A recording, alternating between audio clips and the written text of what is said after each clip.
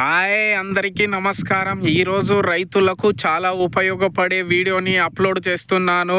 So ఈరోజు topic వచ్చేసరికి యాంత్రీకరణ సబ్మిషన్ స్కీమ్స్ కింద రైతులకు వ్యవసాయం చేయడానికి ఉపయోగించే వస్తువులు అనగా స్ప్రేయర్లు, అదేవిధంగా ఇంప్లిమెంటు, మనకు కల్టివేటర్స్, ఫ్లోయింగ్ చేయడానికి, అదేవిధంగా హార్వెస్టింగ్ చేయడానికి మిషనరీ, అదేవిధంగా కలుపు తీయడానికి వీడర్స్, ఇట్లాంటి సబ్సిడీ కింద ఏమేమి వస్తాయి, అదేవిధంగా ఎలా అప్లై చేయాలి, ఎక్కడ కలవాలి, డాక్యుమెంట్ ఏంటి అనేది, ఈ సబ్సిడీ ఏ విధంగా తీసుకోవాలనేది పూర్తిగా సమాచారం మీకు ఈ వీడియోలో తెలియజేస్తాను. కావున వీడియో అనేది స్కిప్ చేయకుండా ఫస్ట్ నుంచి చివరి వరకు చూడండి. అదేవిధంగా లైక్ చేయండి మరియు సబ్స్క్రైబ్ కూడా చేయండి. మీరు చేసే లైక్, సబ్స్క్రైబ్ వల్ల నాకు చిన్న ఇన్స్పిరేషన్స్ లభిస్తుంది.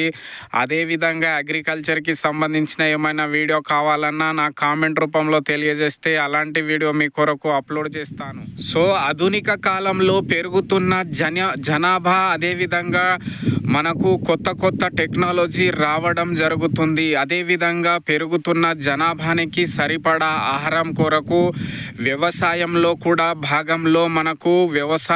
కూడా కొత్త టెక్నాలజీని ఉపయోగించి పంటని సాగు చేసి అధిక దిగుబడిని పొందుతున్నారు రైతులు. సో ఇందులో భాగంగా ప్రతి ఒక్క రైతులు కొత్త పద్ధతులని అవలంబించి వ్యవసాయం చేస్తున్నారు.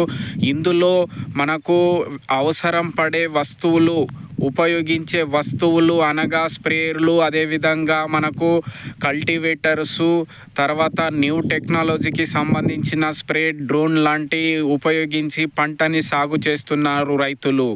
అదేవిధంగా మండల్ లెవెల్లో చూసుకున్నటువంటి రైతులకు ఇప్పుడు యాంత్రీకరణ సబ్మిషనరీ కింద కొన్ని మనకు ఈ ఇంప్లిమెంట్ అనేది అందుబాటులో ఉన్నాయి సబ్సిడీకి. అవి ఏంటి అనేది మీకు తెలియజేస్తాను.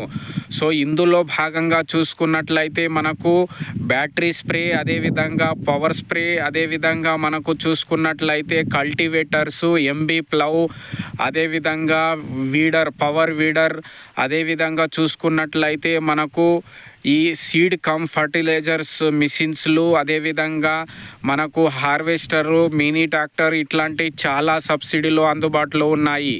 సో ఇవి మనకు మండల్ లెవెల్లో కూడా ఇప్పుడు సబ్సిడీలు అందుబాటులో ఉన్నాయి. కావున రైతులు, ఇంట్రెస్టింగ్ ఉన్నటువంటి రైతులు, వాళ్ళకు అవసరం ఉన్నటువంటి రైతులు మనకు ఇవి సబ్సిడీలో అప్లై చేయాలంటే వాటికి కావాల్సిన డాక్యుమెంట్ చూసేసరికి ఆధార్ కార్డు, పట్టా పాస్బుక్, అదేవిధంగా బ్యాంక్ అకౌంటు, ఫోటో, ఇవన్నీ తీసుకువెళ్ళి మన దగ్గర ఉన్నటువంటి మండల్ అగ్రికల్చర్ ఆఫీసర్ని సంప్రదించాలి.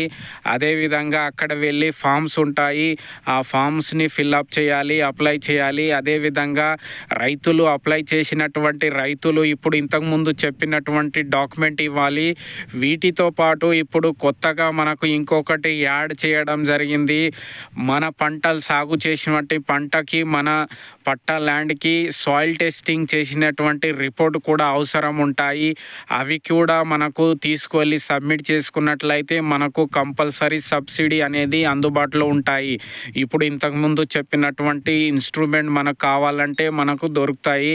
కావున నేను చెప్పినటువంటి డాక్యుమెంటు ఇవన్నీ తీసుకువెళ్ళి మండల్ అగ్రికల్చర్ ఆఫీసర్ కానీ లేదంటే మండల్ ఏఈఓస్ని కానీ సంప్రదించినట్లయితే అక్కడ ఫామ్ దొరుకుతాయి.